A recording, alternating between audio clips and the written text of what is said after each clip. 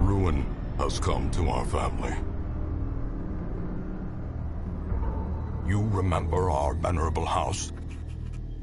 Opulent and imperial, gazing proudly from its stoic perch above the moor.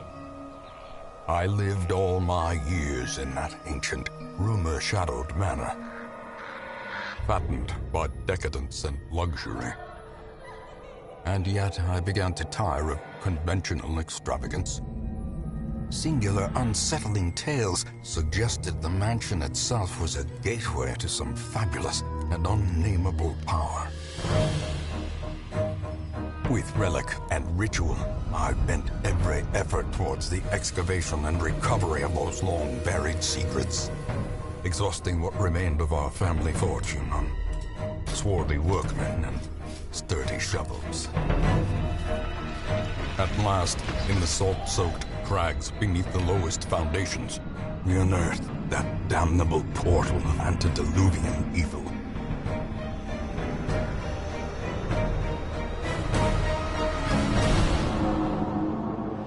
Our every step unsettled the ancient earth.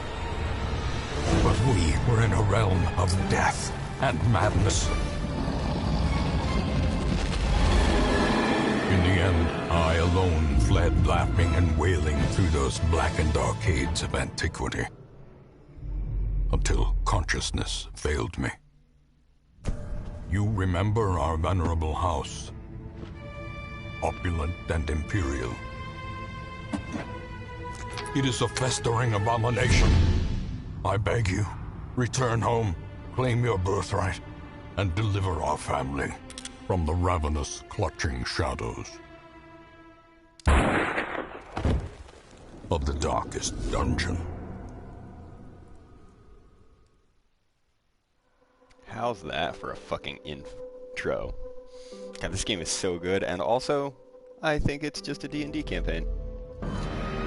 So we'll see how this goes. We're going to start a brand new campaign. Hey, this is the Bayushi house that I beat on week 79 or 80, I think it saves right before that. So, yeah. I'm not putting the Crimson Court in yet. That's just hell on earth. But we're not going to play on Radiant. Thomas. We're going to go ahead and play on Darkness. Stygian is a fucking nightmare, so no thank you.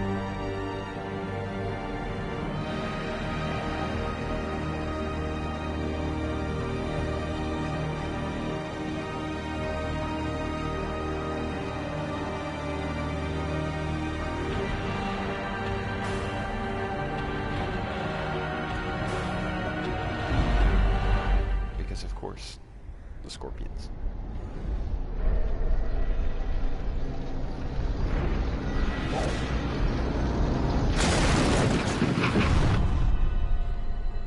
You will arrive along the old road. It winds with a troubling, serpent-like suggestion through the corrupted countryside, leading only, I fear, to ever more tenebrous places. There is a sickness in the ancient, pitted cobbles of the old road, and on its writhing path, you will face viciousness, violence, and perhaps other damnably transcendent terrors.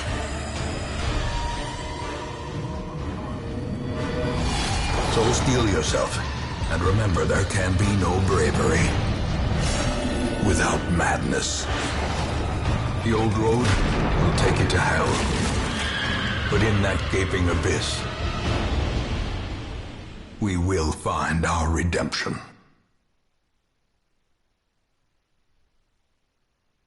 The writing is so good. Also, there can be no bravery without madness.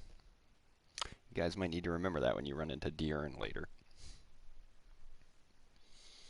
But who hired that stagecoach driver? He just looks too crazy.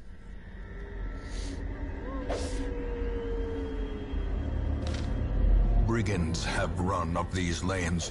Keep to the side path. The Hamlet is just ahead.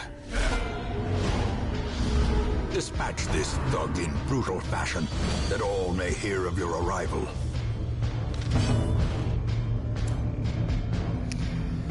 So, I'm not going to go into too much detail, but just to explain this a little bit, every character can have like 4 abilities. You can change them out later. Some of them attack, some of them have defense. In the bottom left corner, you can see their accuracy, ACC, crit, damage, dodge, protection, meaning like damage reduction, and speed. So this dude's a crusader. He's your paladin. This guy is a highwayman. He's a bit of ranged and melee. I guess he'd be sort of like a ranger, maybe? As the fiend falls, a faint hope blossoms. But I swear, the best parts of this game are the ancestors. Quotes. So I can't do it yet, but another really interesting thing is almost everything you can interact with has like pros and cons, but then it also has an ability to let you use an item on that interactable and change sometimes what you get. You can either Google all this Wealth or it's beyond trial measure, and error. awarded to the brave and the foolhardy alike. And then if you see this map Leave nothing down here, unchecked. There is much to be found in forgotten places.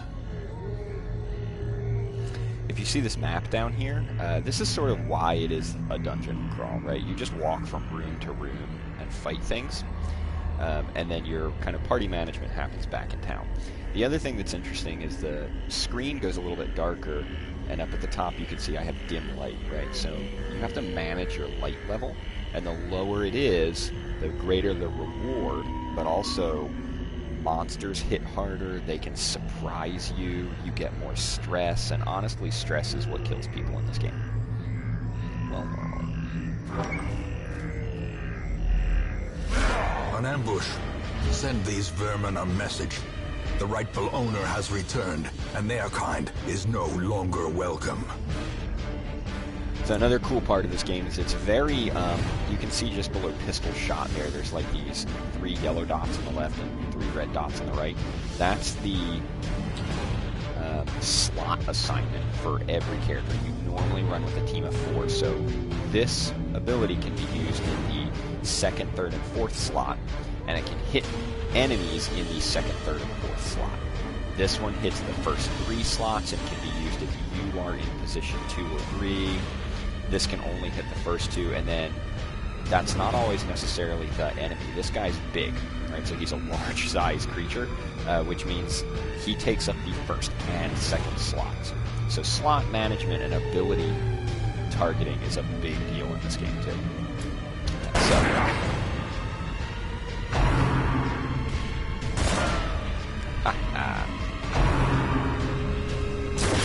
okay, well, yeah, and so that happens a lot too, right? My guy got moved. There's abilities that move your characters around the field, which can super screw you up if you have a very slot-specific build.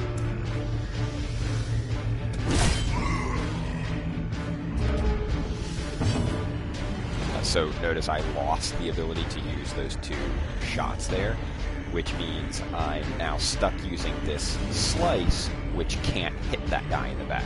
So with the way my characters are positioned, that guy in the back, I can't kill him. I am gonna... yeah.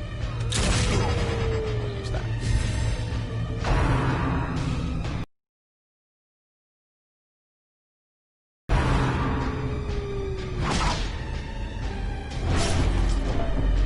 So those black, dark red numbers that you just saw on top, that's stress. And if stress ever gets to 100, your character normally gets a lot worse, and sometimes get a lot better. If it gets to 200, they die. And you can see that just below bottom left, there's a red heart. So I have 18 of 33 health and 7 of 200 stress.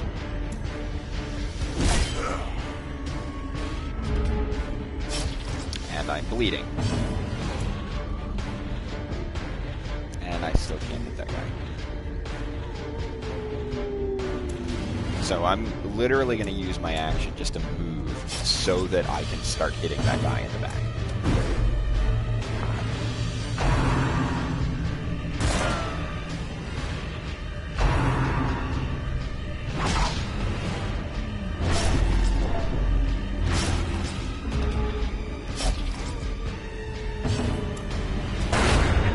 obliterated. He's dead. This is trying to...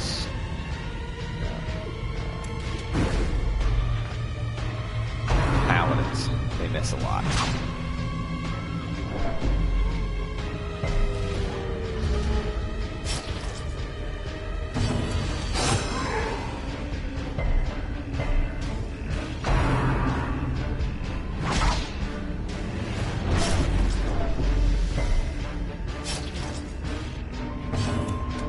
Their cursed champion falls. So here you As get loot victories right after mount, every fight. So too will resistance. A lot of it is normally just monetary, so it automatically sells this at the end. So this is 500 gold. This is 100 gold. But some of it, like deeds and titles, you need to upgrade your village later.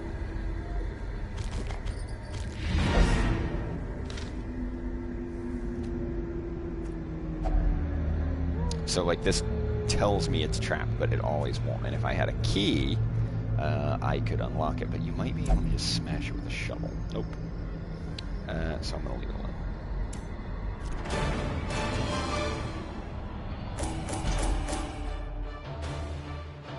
So this is sort of what you get, right? You get 5,000 gold for finishing it. What treasure did you collect? What items did you sell back? And then what other, like, heirlooms.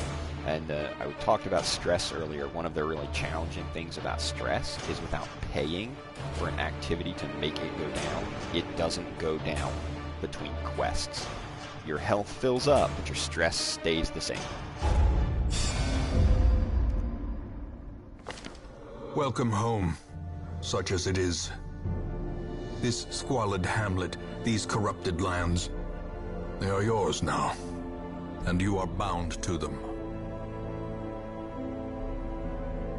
Every time you come home, it gives you like an activity log of what happened, and sometimes your people will like go missing. Like you'll pay for them to go to the bar to reduce stress, and it just goes, they went on a drunken binge and no one can find them anymore. And then on the right, it's got all these like quest goals, so defeat these things and stuff.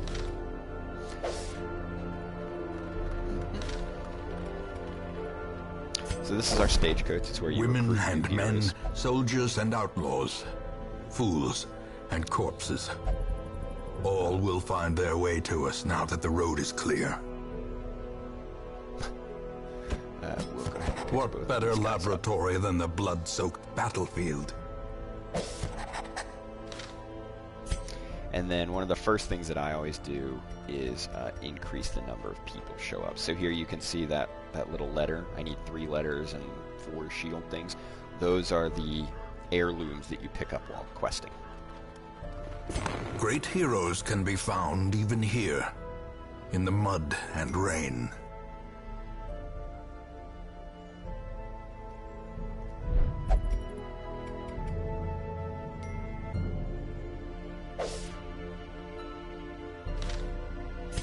This is where you can go see Most dead will people. end up here, covered in the poisoned earth, awaiting merciful oblivion.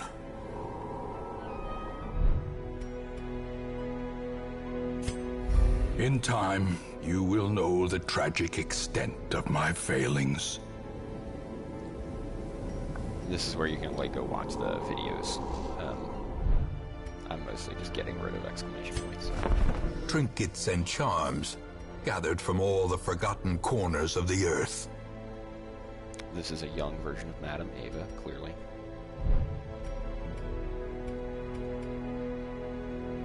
Okay.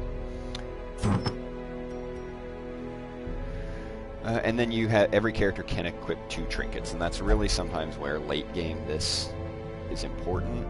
Like having a specific trinket or item for a character class can make that class really good. For now, though, I sort of just have to leave. A mecca of madness and morbidity. Your work begins. So the goal here, really, you'll unlock all these places, is to build your characters up to eventually go to the darkest dungeon and clean it out. But it is a journey to get there.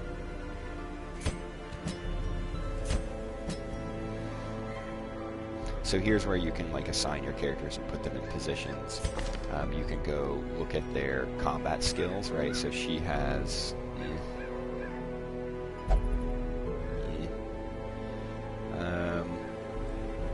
I can unlock these later, but for now I'm sort of stuck with them.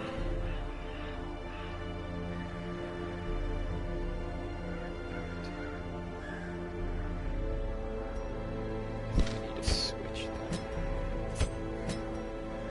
Yeah. And then the other really neat thing is that they all constantly are like gaining and losing quirks.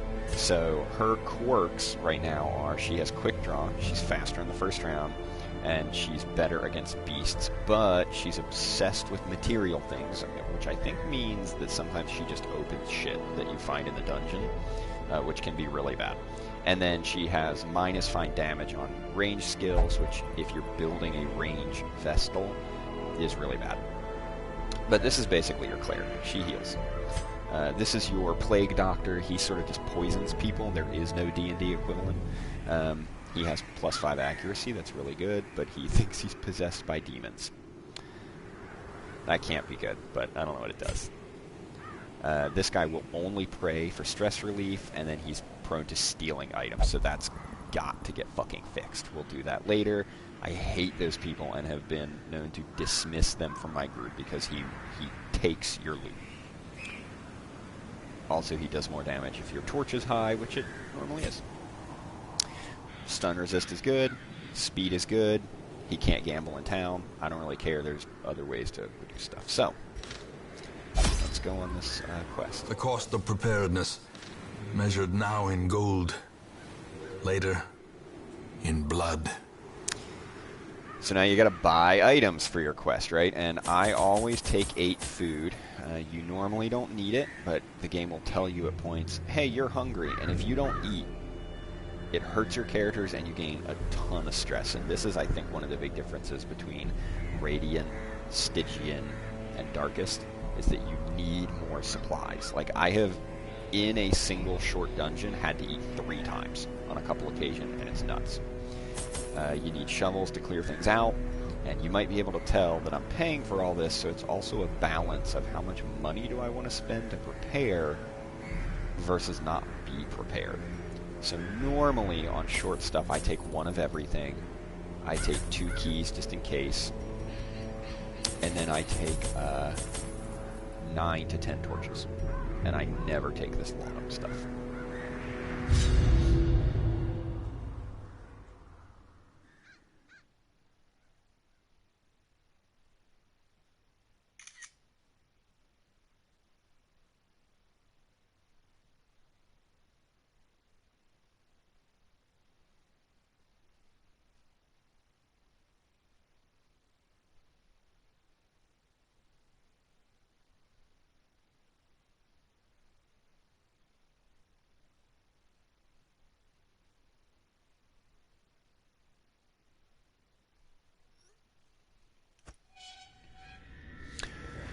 Okay, so the goal here is explore 90% of rooms. Right now I have no idea how that's going to go, but sometimes we can scout, and it'll tell you.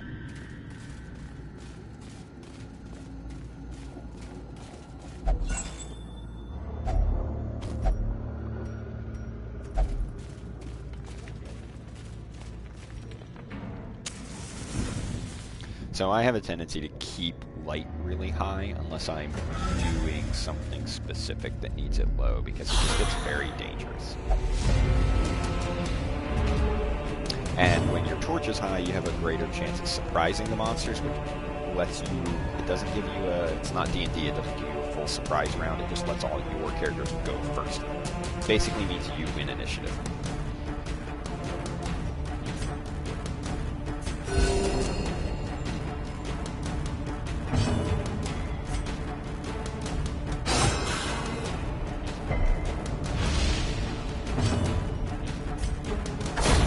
Disadvantage.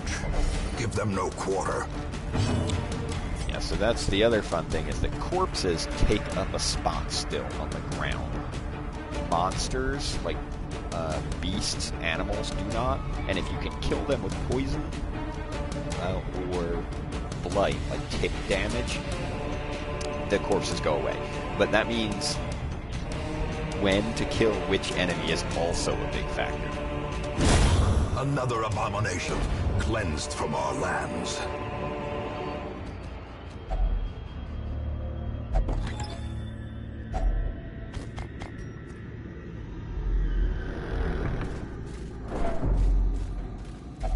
So Even here's the cold stone seems bent on preventing passage.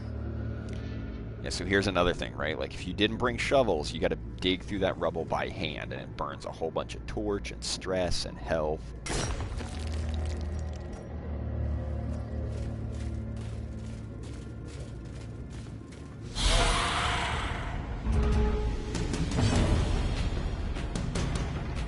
We're gonna focus on this guy because he does stress damage, and fuck him.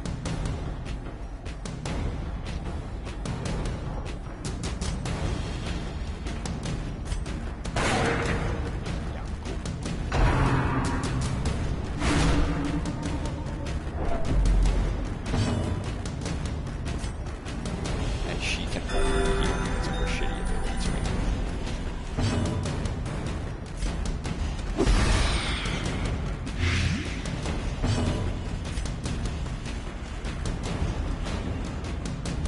Let's see if we can kill him. Executed with impunity.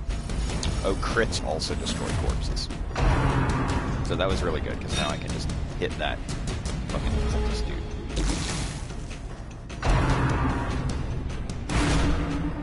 And they have a tendency to do this in Darkest. They pick on one person for stress damage. As the fiend falls, a faint hope blossoms. Compassion is a rarity in the fevered pitch of battle.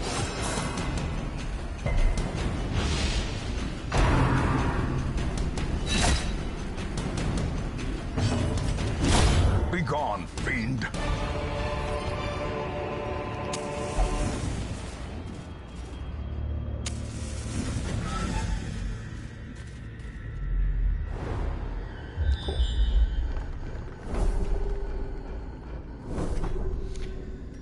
So that's scouts, and it just sort of happens, and you can increase it with characters or trinkets, but it scouted the rooms in front of me, and it tells me, like, hey, there's a trap here, there's a trinket curio here, this is a room battle with treasure, that's a room battle with a curio. I'm going to skip that because that's got treasure, so let's just go get treasure.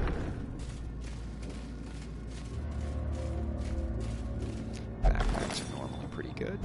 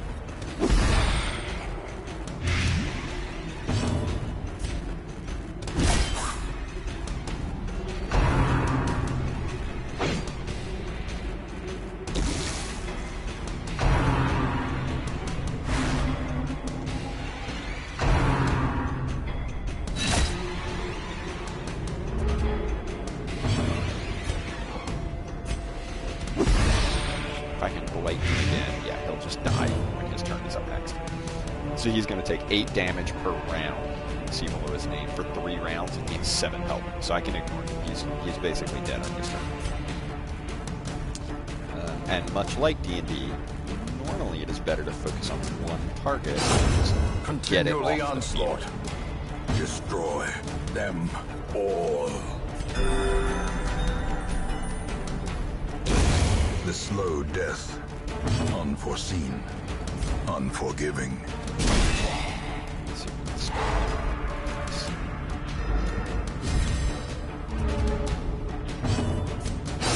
Their formation is broken. Maintain the offensive.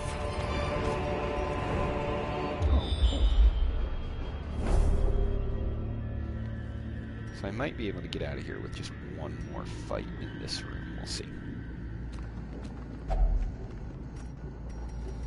We'll use the key.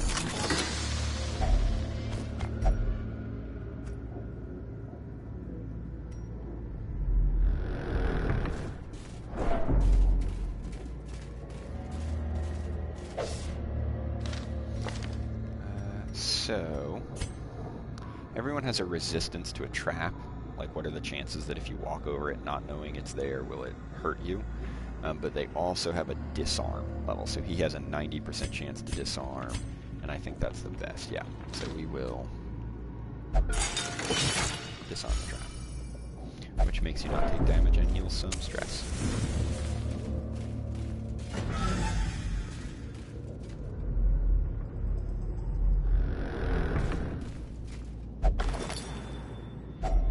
Hacks.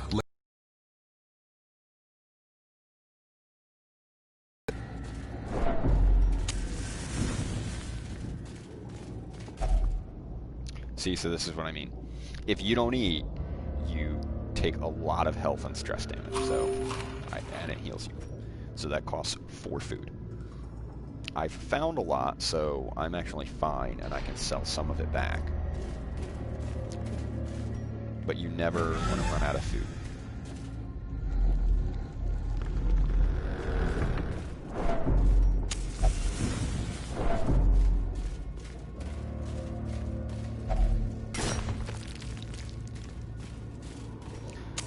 In Radiance, may we find victory.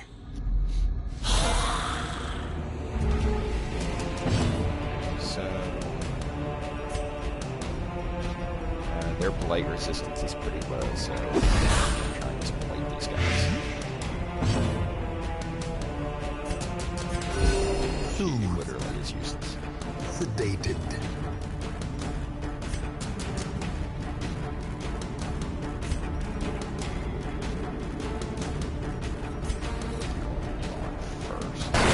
Confidence surges as the enemy crumbles.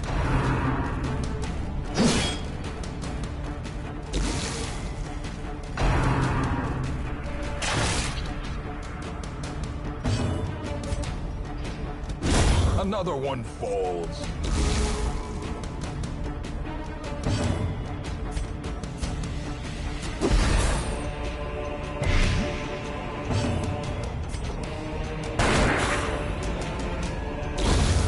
Death by inches.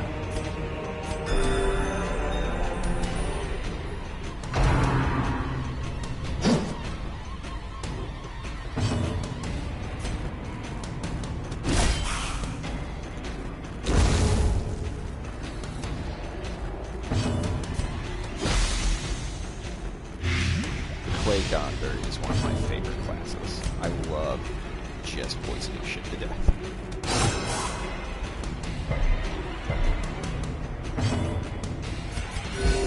Soothed. Sedated. Great is the weapon that cuts on its own.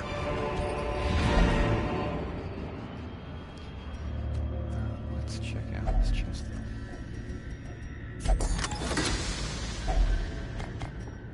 Cool. And then we will get the quest. So here's you made all this stuff back, right? And then they gain levels or resolve. And interesting mechanic is that once they get to a certain level, they won't go on easier quests. They get an attitude with you and are like, no, fuck you, I'm really good, I don't need to go on that quest. And then sometimes before and after quests, they will gain traits, right? So cool. The cleric will now only beat herself for stress relief, and this guy gets more stress in the ruins. Awesome. Fuck you guys. The poor caretaker. Yeah, there you go. I fear his long-standing duties here have affected him. Affected him. Yeah. And if you leave those negative traits alone long enough, they sort of become permanent and are very challenging to remove. Now we can fix people's Fresh stress. You kegs, can pay for them to cards, come in here. and curtained rooms promise solace to the weary and broken alike. And then you The can pay for them cobwebs to have come here. been dusted, the pews set straight. The abbey calls to the faithful. And the fucking caretaker, that's that guy in that spot up there. He always takes something every week. So let's see, we get new people. We got another highwayman. We got another arbalist, that's your archer. We got another jester. That is your Pathfinder edition bard, i.e. super shitty. Not super shitty. He is not normally really worth it. There are better things to do what he does. We will take him. Shoot, bandage, and pillage. The dancing steps of war.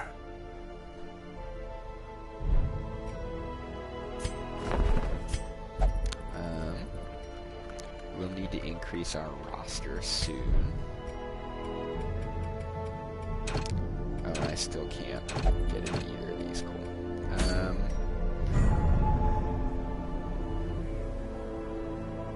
So, I don't know if you noticed before, but Ruins previously said 0.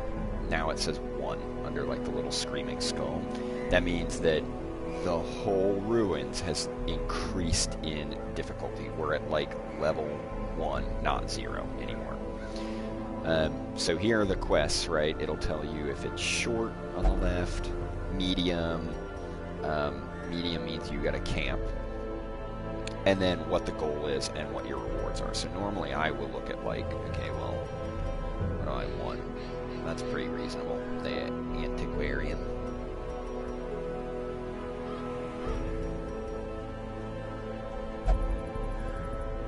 But I hate losing dodge. So I'll probably do this. Yeah. It's short. We're gonna take her out. What does he have?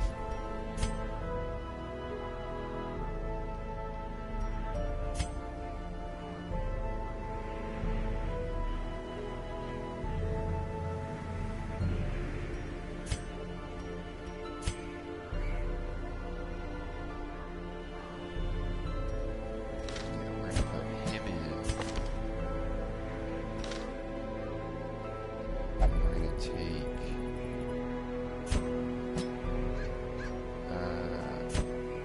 maybe put her in.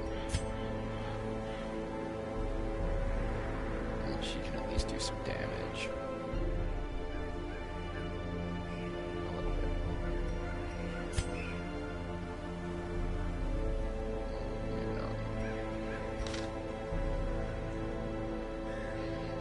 No, we will, because his stress is high, so you spend a lot of time on this screen in this game.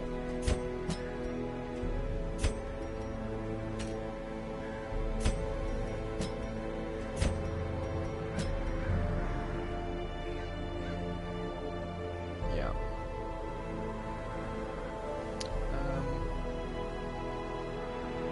No, we're going to try this. So we won't be able to heal.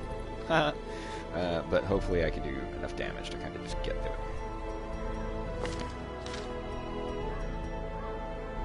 it. But I gotta go get ready to work out. So we'll do that when I come back.